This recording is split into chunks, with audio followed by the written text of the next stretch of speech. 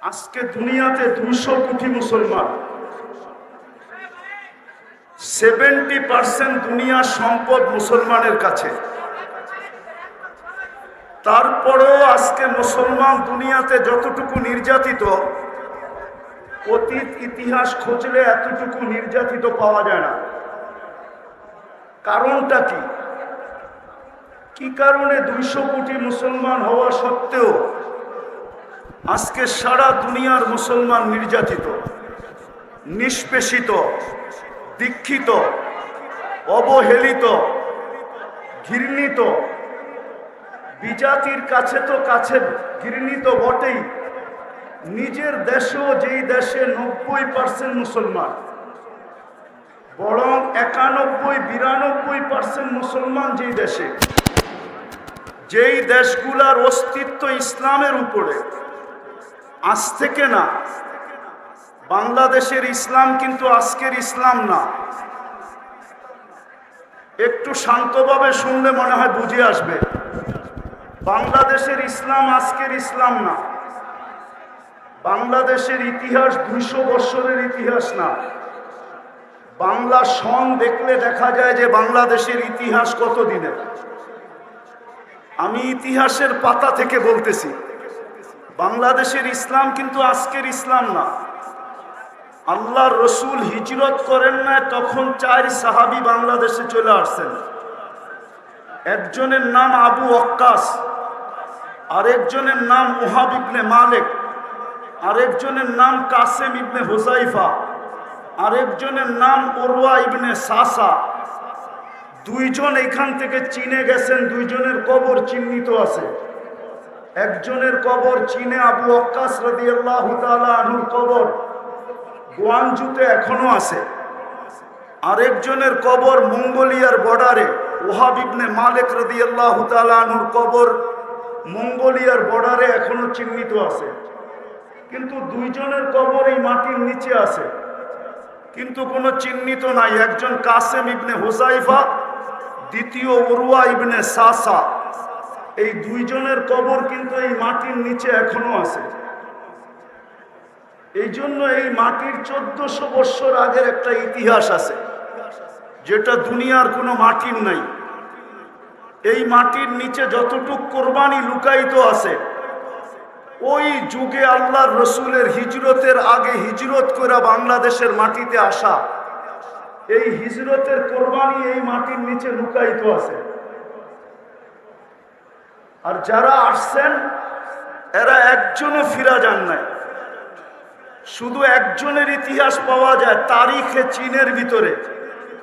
আবু ওয়াক্কাস রাদিয়াল্লাহু তাআলা আনহু 18 মাস চলার পরে, আমি উলামাদের মজলিসে বলতেছি, তাহকিক করে দেখেন, তারিখে চীনে লেখা আছে আবু ওয়াক্কাস রাদিয়াল্লাহু তাআলা আনহু যখন 18 মাস পায়দল চলার পরে মদিনা ফিরত যান, আর বাবে মদিনা দিয়া যখন ঢোকেন, তো সাহাবায়ে কেরামকে জিজ্ঞাসা করছিলেন আল্লাহর রসুল কিরকম আছেন?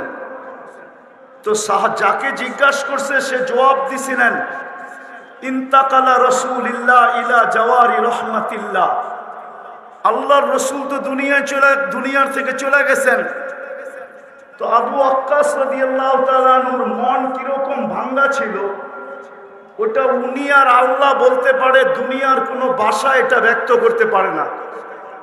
উনি মসজিদে নববীতে যে সালাম দিয়া যখন ঘুমায়া পড়ছেন, তো স্বপ্নে যুগে উনি দেখছেন যে আল্লাহর রসুল বলতেছিল, আবা ওয়াক্কাস মা বাআসতুকা লিতারজি। আবু ওয়াক্কাস, তোমাকে তো ফিরত আসার জন্য পাঠানো হয় নাই, তুমি ফিরত আসলে কেন? তো উনি ঘুমের থেকে উঠছেন, আবার উনি চীনের দিকে রওনা করছেন, যেখানে আজকে ওনার কবর, যেখানে ওনার আজকে কবর। আমি হয়তো 11 তারিখে ইনশাআল্লাহ 20 তারিখে পৌঁছবো ওইখানে, কেননা আজকে রাত্রেই আমার সফর আছে। ফিরতি পথে আমি চায়না হয়ে আসব, গোয়ানজু হয়ে আসব।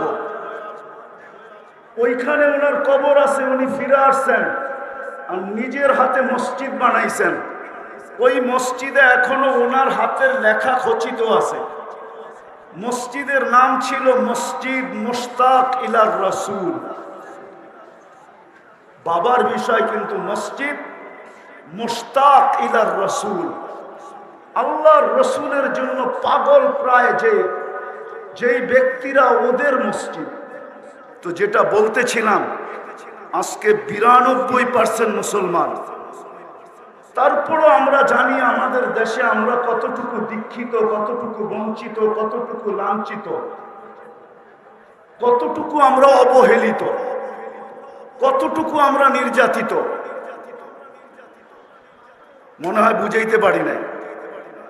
সারা দুনিয়ার মুসলমান দেশেই মুসলমান নির্যাতিত। কারণ কি?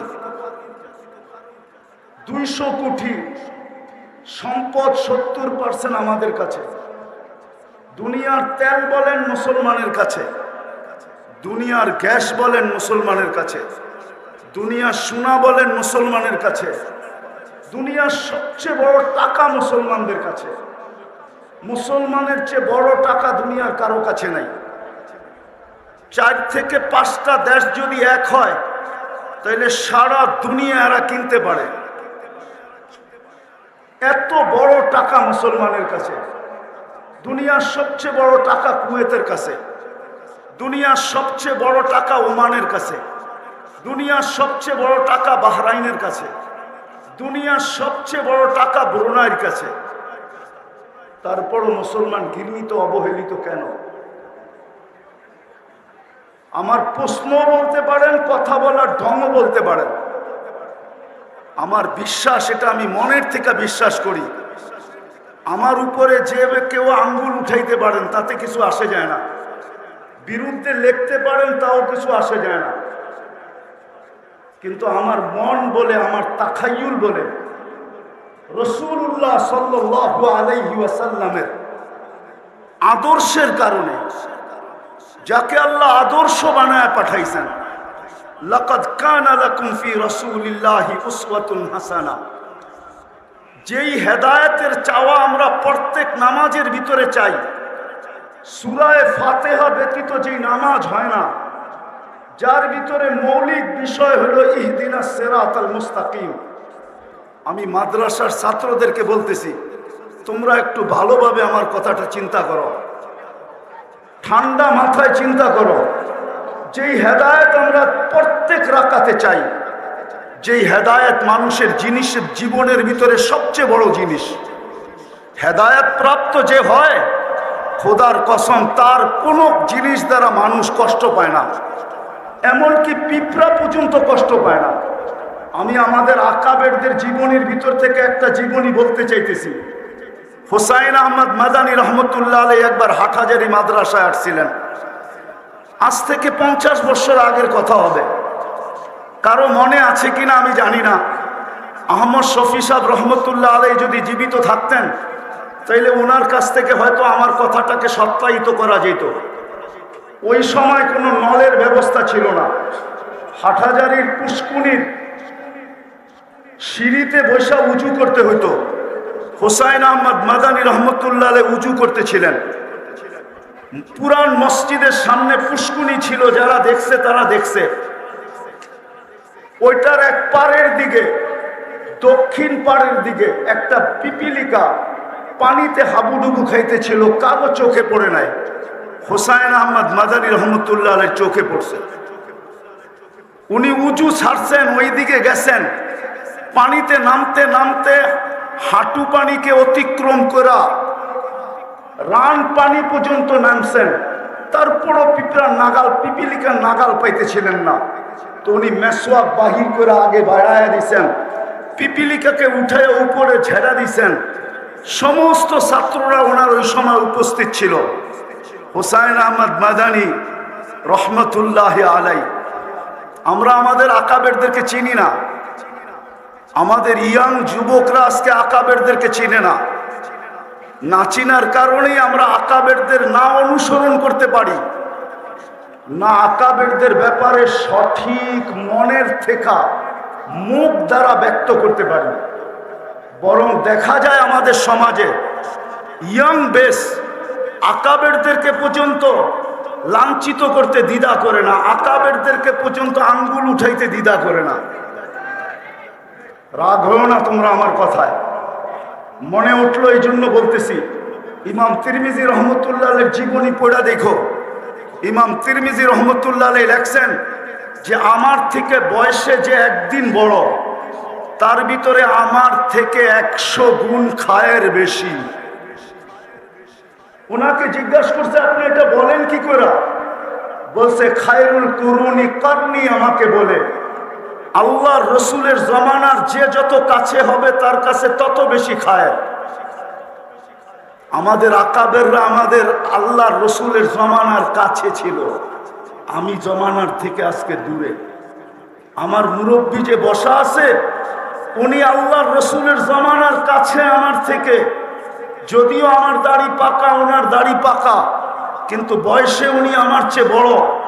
বিদায় আমি মনের থেকে বিশ্বাস করি উনার ভিতরে আমার চেয়ে কোটি গুণ বেশি খায়ের রাখা আছে।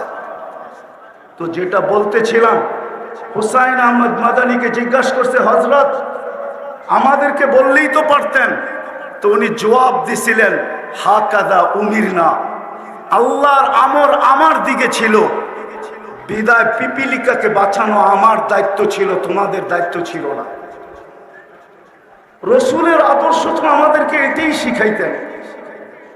আজকে সারা দুনিয়ার মুসলমান 200 কোটি হওয়া সত্ত্বেও দুনিয়ায় বর্তমানে যত আলেম ওলামা আছে 50 বছর পিছে গেলে এত আলেম ওলামা ছিল না। আজকে যত মাদারেস আছে এত মাদারেস ছিল না। আজকে যত হেফজোখানা আছে এত হেফজোখানা ছিল না। আজকে যত খোতাবা আছে অতীতে এত খোতাবা ছিল না। কিন্তু আজকে যতটুক দুর্দশা 50 বছর আগে আমাদের এরকম দুর্দশা ছিল না। কসম খোদার, আমার মুরব্বীরা আছে কিনা জানি না, কারণ বাজারে সভা ছিল, হযরত মাওলানা আব্দুল গফফার সাহেব রহমতুল্লাহ আলাইহি উনি কারণ বাজারে সভায় বয়ান করতেছিলেন। আমাদের রাষ্ট্রপতি এরশাদ সাহেব পাশে বসা ছিল, উনি তখন রাষ্ট্রপ্রধান। আব্দুল গফফার সাহেব হাসতে হাসতে বলতেছিল এরশাদ সাহেবকে লক্ষ্য করা যে আপনি আমাদের রাষ্ট্রপ্রধান, আমাদের একটা নীতি আছে, রীতি আছে, প্রথম দিন বাসর ঘরে যদি বউকে দেখতে হয় তাইলে আমাদের দেশে টাকা দিয়ে দেখতে হয়, মধ্যখানে শালা শালীরা পর্দা ধরে, জামাই যতক্ষণ পর্যন্ত টাকা না দেয় তো পর্দা উঠায় না, নিজের বউয়ের চেহারা দেখতে দেয় না। আপনি আমাদের রাষ্ট্রপ্রধান হওয়া সত্ত্বেও আপনি আপনার বউকে এরকম খোলা ছেড়া দিলেন কি করে যে এখন একজন রিকশাওয়ালাও পয়সা ছাড়া আপনার ওয়াইফকে দেখে? ওইটা একটা সময় ছিল, একটা সময় ছিল, খায়রের সময় ছিল। ওনারা আল্লাহর রসুলের জমানার কাছে ছিলেন, আদর্শের উপরে প্রতিষ্ঠিত ছিল। এরশাদ সাহেব শুধু হাসছেন, কোনো প্রতিবাদ করেন নাই, কোনো জিদ বা হিংসা বিদ্বেষ ভিতরে নেন নাই যে আমি স্টেজ থেকে যায়া গফফার সাহেব তোমাকে দেখাবো তুমি কত বড় আব্দুল গফফার।